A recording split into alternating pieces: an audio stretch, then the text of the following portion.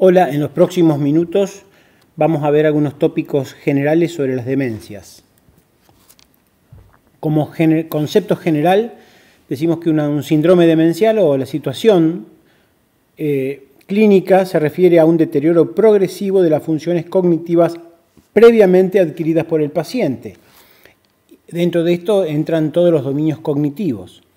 Además, este síndrome va a asociar síntomas psiquiátricos como parte del problema, como simplemente para comentar algunos importantes, la depresión, la apatía o la agitación. Una vez que el paciente tiene el diagnóstico, en promedio la sobrevida es de 7 a 10 años y por supuesto que es un problema médico-social por el impacto que tiene en lo económico del paciente, de la familia, en el impacto afectivo familiar, en la salud pública, en todos los gastos y cuidados que implican situaciones complejas.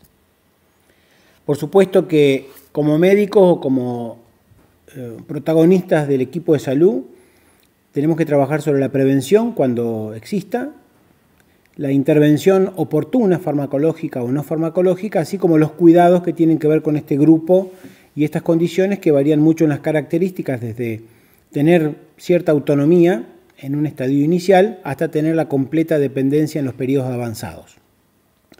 El objetivo va a ser mejorar la calidad de vida y la sobrevida, y para esto tenemos que conocer las complicaciones, el adecuado manejo, reducir los riesgos de estos pacientes, ya sea en caída, en efectos adversos de fármacos, en complicaciones infecciosas, fracturas, etc. Parte del problema es el incremento de la longevidad, en el cual se sabe que en el 2050 se va a triplicar la población con deterioro cognitivo, y eso acarrea un costo, y para lo cual nosotros tenemos que estar preparados para modificar lo modificable. En general, estos síndromes se presentan después de los 65 años, pero no es excluyente, por supuesto. Y por ahora es manejable y no es curable. Y en algunos casos podemos trabajar en la prevención, como son aquellas circunstancias de las demencias multiinfarto cerebral. El concepto de demencia se refiere a privado de mente. Actualmente el uso es de trastorno neurocognitivo mayor o trastorno cognitivo-conductual, en el cual se hace referencia a los dominios cognitivos y a lo psiquiátrico que habíamos mencionado en las primeras diapositivas. La población de mayor incidencia es de más de 75 años y la edad es el principal factor de riesgo, para lo cual uno puede trabajar en algunos conceptos muy rápidamente que vamos a mencionar como la reserva cognitiva. La reserva cognitiva biológicamente es tener un mayor número de conexiones cerebrales, con lo cual uno tiene un mejor rendimiento y nos va a dar ese cerebro sano con mayor conexiones cerebrales que se hacen a lo largo de la vida. Vamos a tener una mayor tolerancia al deterioro. Quien tenga mayores conexiones y se vayan perdiendo va a ser más tolerable a que su función cognitivo-conductual cambie, pero lo va a hacer finalmente, indefectiblemente. Para esto debemos conocer los fenómenos de neuroplasticidad, qué es lo que estimula o que desarrolla estas conexiones. Eso va a hacer que el deterioro sea más lento o las manifestaciones patológicas más tardías, por lo cual uno debe estar informado adecuadamente de la promoción de actividades protectoras que tienen que ver con actividad física, actividad intelectual, actividad de tipo laboral y la estabilidad emocional, entre otros factores. Síndrome y enfermedad. Síndrome se refiere a todas las situaciones que se presentan con un cuadro demencial y entre las cuales vamos a tener que hay varias enfermedades que son parte de estos síndromes y bueno, en algunos van a tener algún elemento característico o combinaciones de estos, ¿no? Sin duda el Alzheimer es la más prevalente, en el cual el signo cardinal, lo veremos más adelante, es el trastorno de memoria reciente como rasgo característico y bien descrito. La demencia vascular, que sea por enfermedad de grandes o pequeños vasos, que se va a presentar con múltiples infartos. Esta es la única demencia que podemos tener algunas instancias de prevención. Y después otros problemas que veremos en clases más adelante, que es la demencia frontotemporal o la demencia por cuerpos de Lewy, que es el grupo de demencias más prevalente. Trabajar con los factores de riesgo se refiere a que evaluar los factores implica acción. No solo hay que estar informados, sino que dar las pautas para que estos se corrijan. La edad, que no es modificable, ni el sexo, los rasgos genéticos, que uno puede tener algunos marcadores genéticos positivos, pero que no quiere decir que indefectiblemente esos pacientes vayan a hacer un síndrome demencial. La apoproteína E4 o los factores vasculares, que son todos datos ante los cuales la mayoría se puede tomar alguna acción.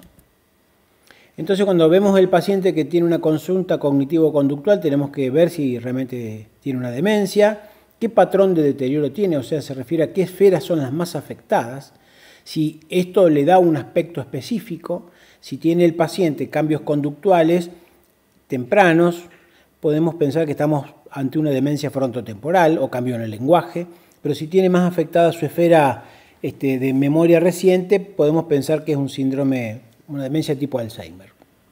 Bueno, ¿y qué puede causarla? Se refiere a si hay una causa tratable o reversible, ya que muchas enfermedades, lo veremos luego, se pueden presentar como un síndrome demencial.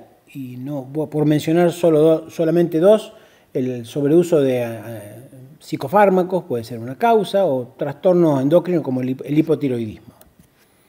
La evaluación cognitiva, bueno, hay numerosas, se van a desarrollar durante el dictado de los prácticos, lo pueden discutir con su docente a cargo, simplemente para tener en cuenta que uno puede evaluar varios aspectos: la orientación, la atención, la memoria, el lenguaje, la función ejecutiva, la praxia, área visoespacial, para lo cual hay algunos test de screening, como el Mini Mental o el MoCA, que lo pueden ver ustedes en clase con su docente.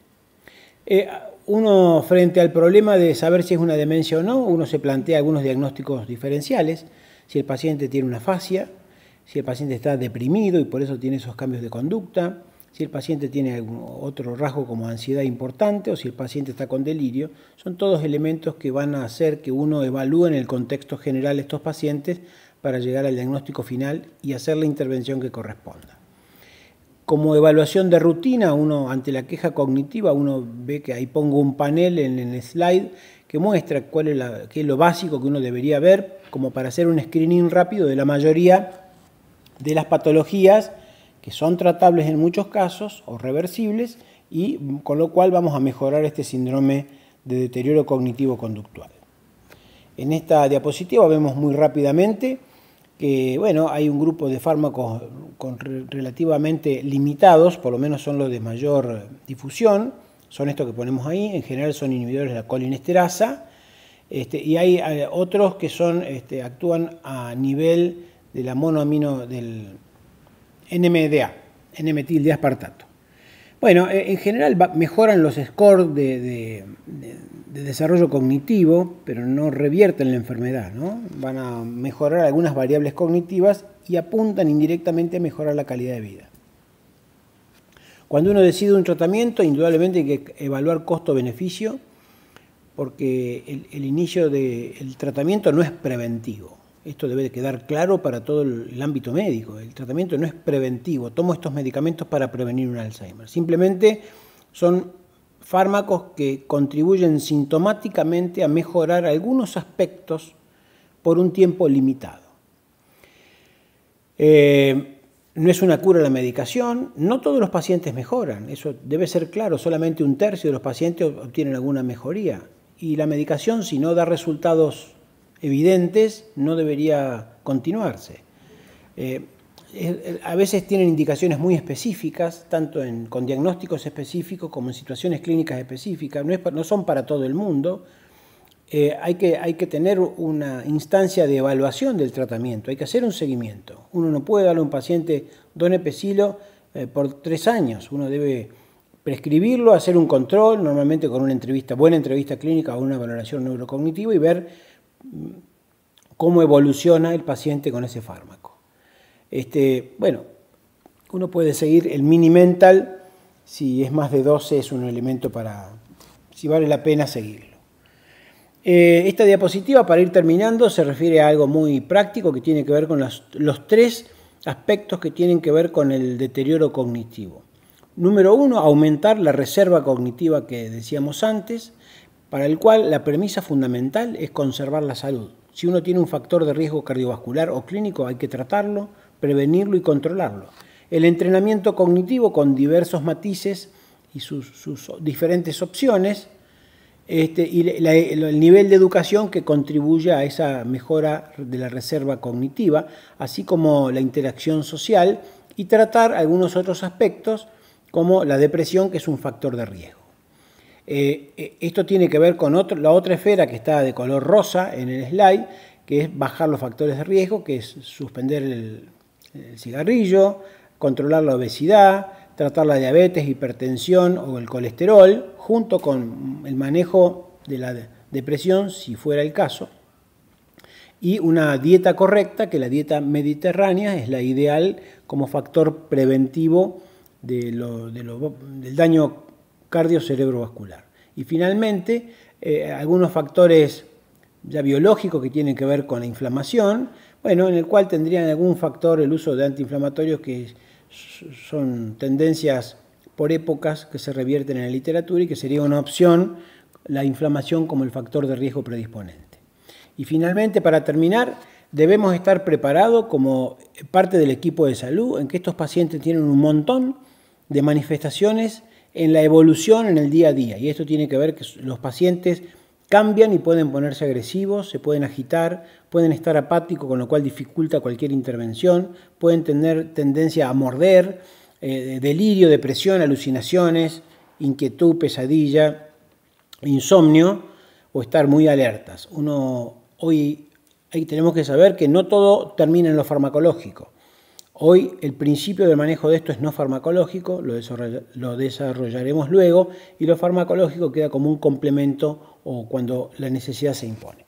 Muchas gracias.